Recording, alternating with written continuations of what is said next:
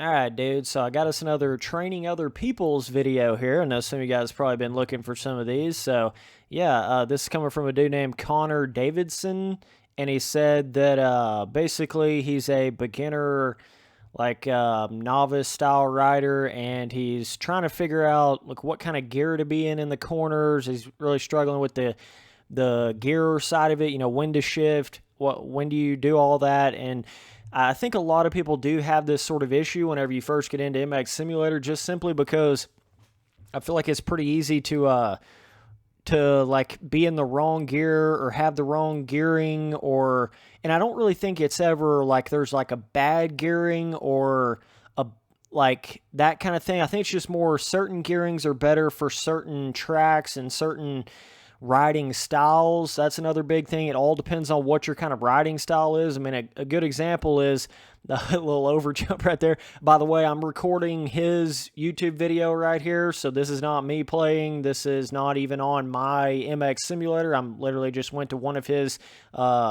YouTube videos that he linked me to, and he wanted me to talk over it like this. So, yeah, this is what we got right here. Just want to make that clear. This is not even on my MX Simulator. That's why the quality might be a little bit lower, because I'm basically recording over a YouTube video. But so, yeah.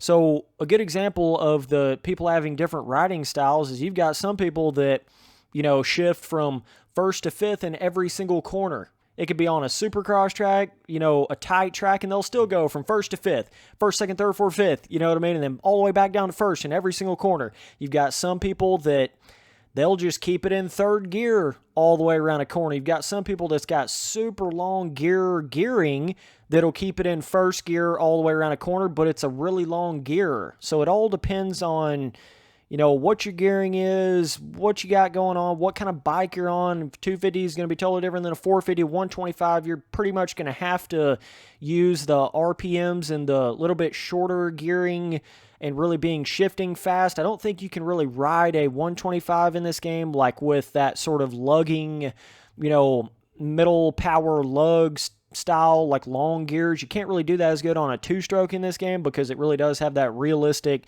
like two-stroke, four-stroke kind of torquey difference between it. But on a four-stroke, you can definitely get away with like keeping it in a higher gear and being a little bit more smooth and just kind of holding that throttle like medium steady throttle around a corner and stuff. So you can do that. It just kind of all depends on your whatever kind of bike you're on, what kind of gearing you have, what kind of style you have, what kind of skill level you are, all that kind of stuff. But he says beginner and all that, like beginner/novice. So I think the one big mistake a lot of people have at the beginning is like with the stock gearing with MX Simulator, I think just default, it seems to be a lot more luggy than what you typically would have when you get faster at the game, particularly on supercross tracks, right? So this is I feel like the stock gearing, most people don't really run stock gearing on MX Simulator. Just being honest with you, like it's probably good for your first week or two in the game just to kind of learn the game, so the bike, like the throttle won't, make the bike jump away from you. But in all reality, you probably want to change your gearing to where the gears are a little bit shorter to where you can get into the RPMs of the gears a little bit quicker and start actually using the RPMs of the bike instead of feeling like you're in a gear that won't get up to RPMs. If you're in that very like standard stock gearing, especially if it's on a 450, you're going to feel like the bike is kind of lugging. You're going to feel like you're not getting up to RPM. So you need to go in there and either start like when you have both your little bars on the gearing, you got two little options there. You want to take the top one to the left if you want to make it shorter gears, and the bottom one to the right is going to make it shorter gears. That's going to seem kind of weird when I'm saying it like this, but you got to know what I'm saying.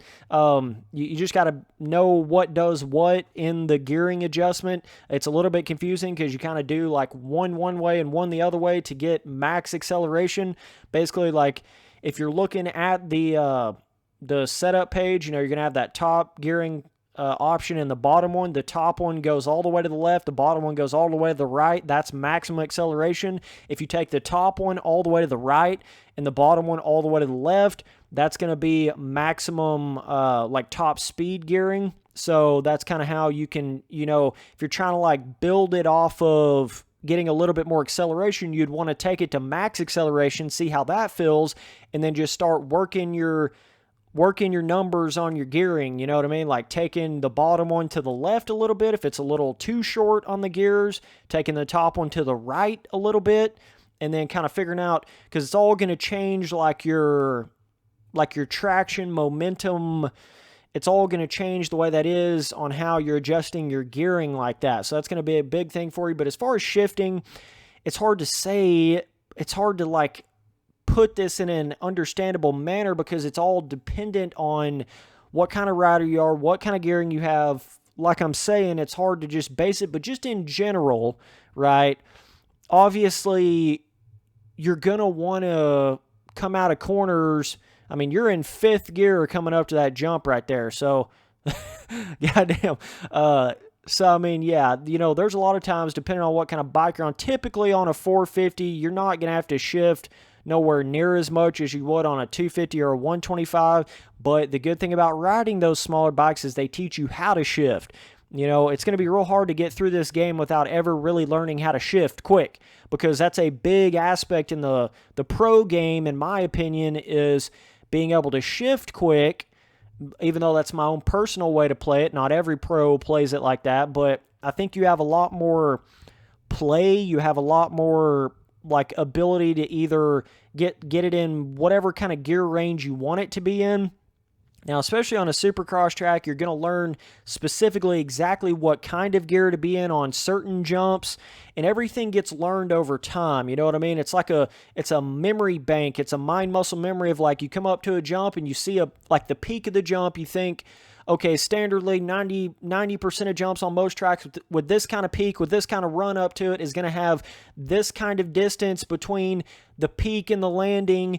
You can just about figure out a whole track without ever even seeing over the jump face, just from how much room you have from the corner. Now, it can obviously vary, but especially on a supercross track, you can do that a lot. If it's like an RF standardly built supercross track, you can figure out, okay, typically I would be in second gear coming up over the face of a main triple, or I need to be in like first gear over the finish line, or third gear after I come off the first triple in to hit a quad, or then I've got to go to third to fourth to hit a quad, or whatever it is. And then you really do learn like exactly what gear you're typically in on certain jumps and certain sections and certain things to get the bike to do certain things and get enough momentum, get enough speed, get enough launch off of certain jumps. So it's all a mind muscle memory, like you memorize what you have after playing with a certain gearing, certain bike, certain style for a long period of time.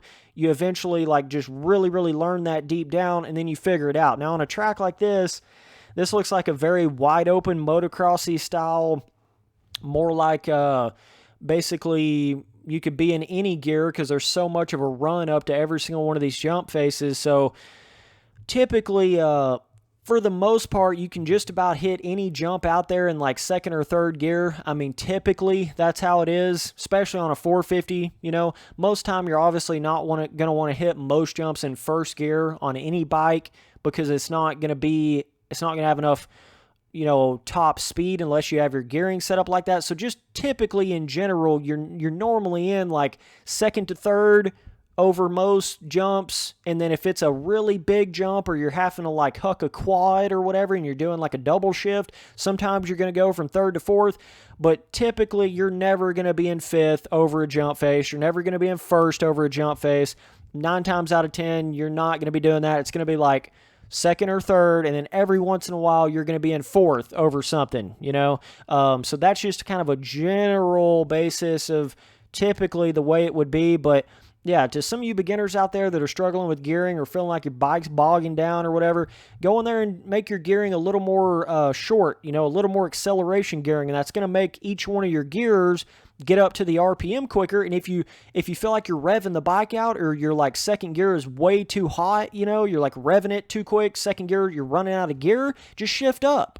That's the thing about it. The shorter you make the gears, basically what it creates is you just shift up if you're revving the bike out too much. So then you just shift, versus like if you have a stock gearing, it's going to feel like you're not even getting up to the top of that certain gear quick enough.